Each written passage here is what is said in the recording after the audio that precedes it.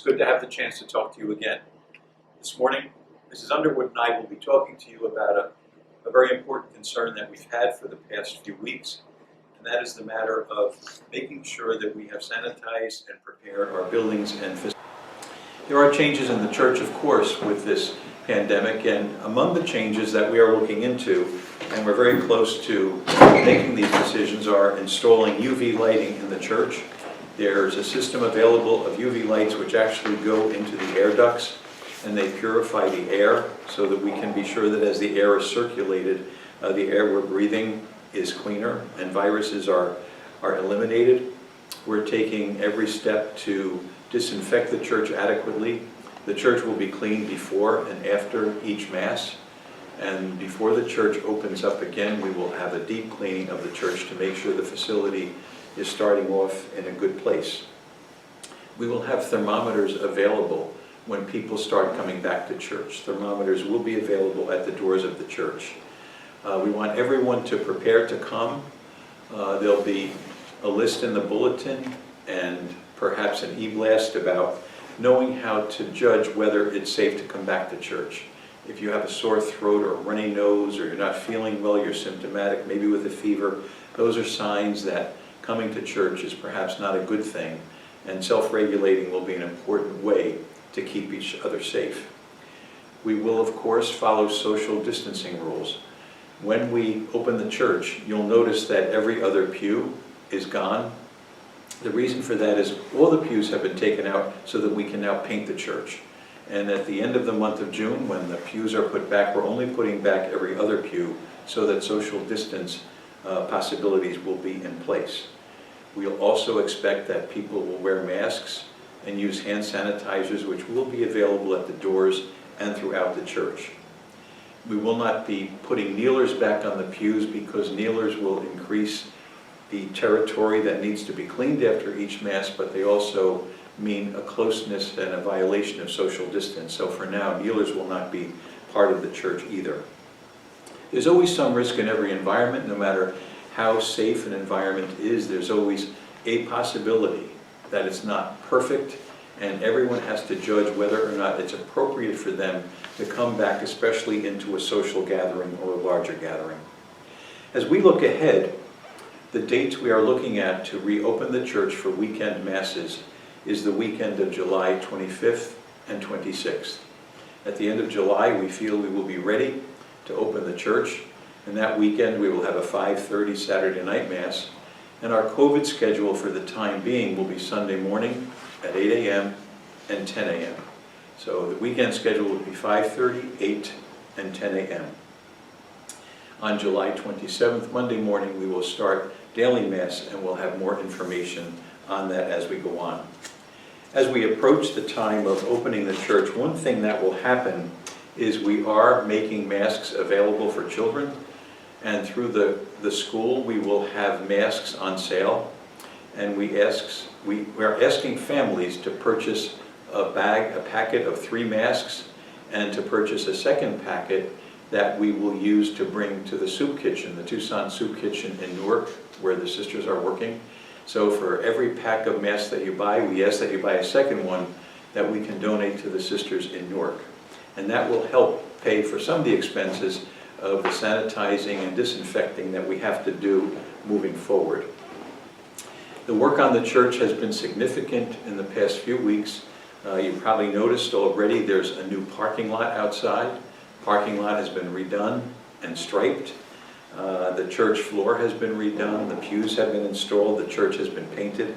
So a lot has happened, and we certainly look forward to being with everyone again when it's appropriate to come back.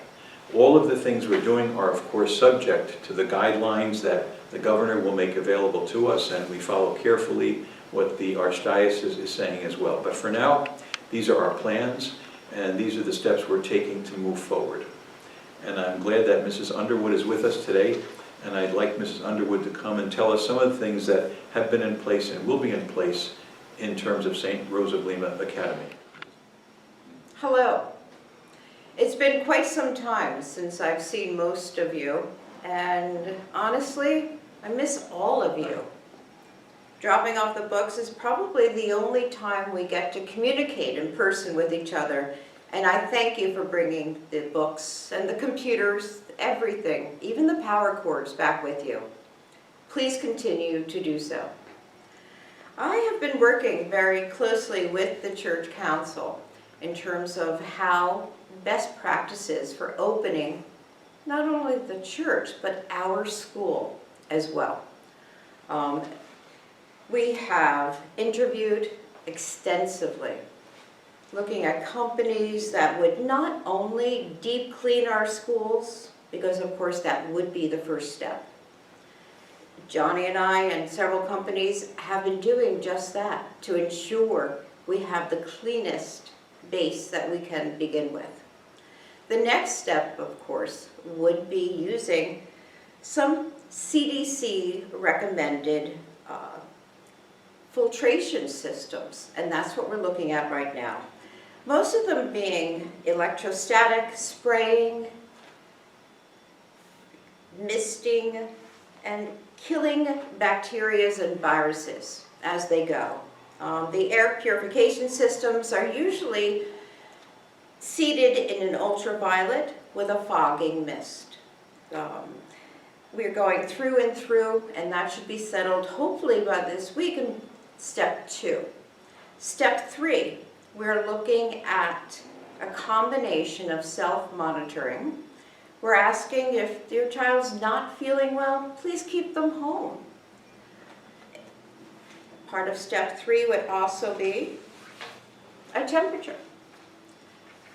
The school has purchased 8 handheld thermometers that we will be using according to CDC recommendations at this time. As we all know, this could change tomorrow.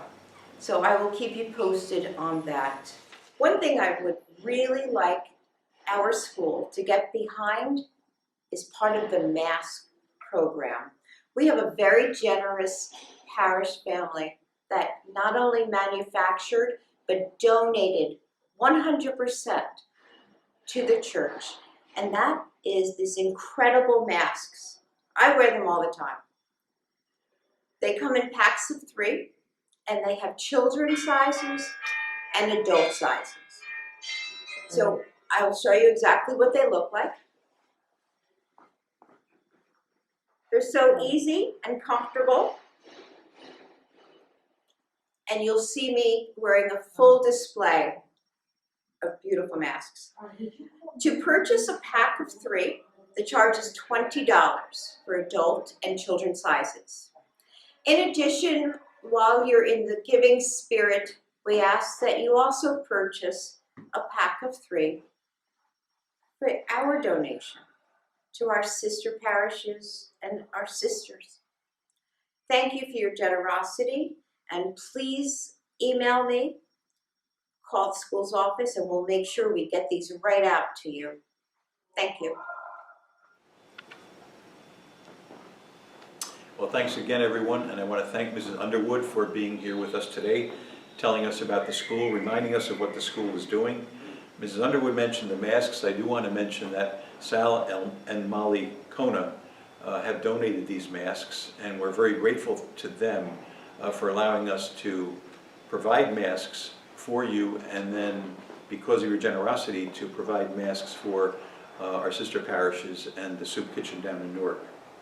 We also want to acknowledge that among the many things that are being done and the work that's been accomplished recently, Mr. Lamorghese, a parishioner, has been very helpful to us in getting our parking lot done. So we want to give Mr. Lamorghese a special thanks for all the help and time and effort he's put in on our behalf for that. We do want to say that beginning July 25th and 26th, when we get into our weekend mass schedule, then the following week with weekday schedule, we do acknowledge that there are funeral masses and memorials that need to be celebrated. So we will begin the weekend of July 25th to schedule funeral masses. Please contact the rectory. We will take care of that for you, but we want to help in any way we can. So families that have been postponing funerals, please contact us if we can be of service to you. I do want to acknowledge that throughout the past few weeks, our Building and Grounds Committee has been very helpful. Matt Gentile and his whole committee have been very good and very generous with their time and expertise. Our task force. We have a task force that's getting ready for the opening of the church.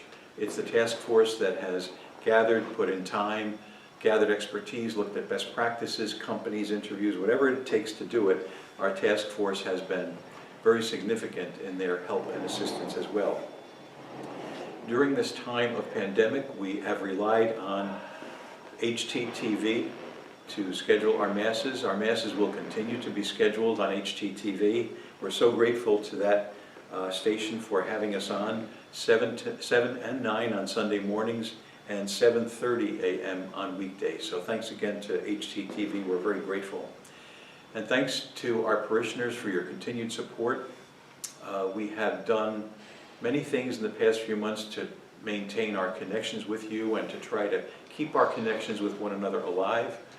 Our spiritual events on television and on video and online, the masses on TV. We've met with our First Communion children. We've communicated with our confirmation kids. There have been many, many things happening. We're beginning now to schedule weddings and baptisms, so please contact us if we can be of help. And if you have expertise or you have advice or suggestions in terms of our opening that you think could be helpful for us, please don't hesitate to contact us. And we rely on the good advice of so many qualified people, so don't hesitate to please be in touch with us. Thanks again. All of us look forward to seeing you soon. Most of all, we want to be together again, and I echo Mrs. Underwood's sentiments. That's what we miss. We miss having you here, and we look forward very much to having you here again. God bless you.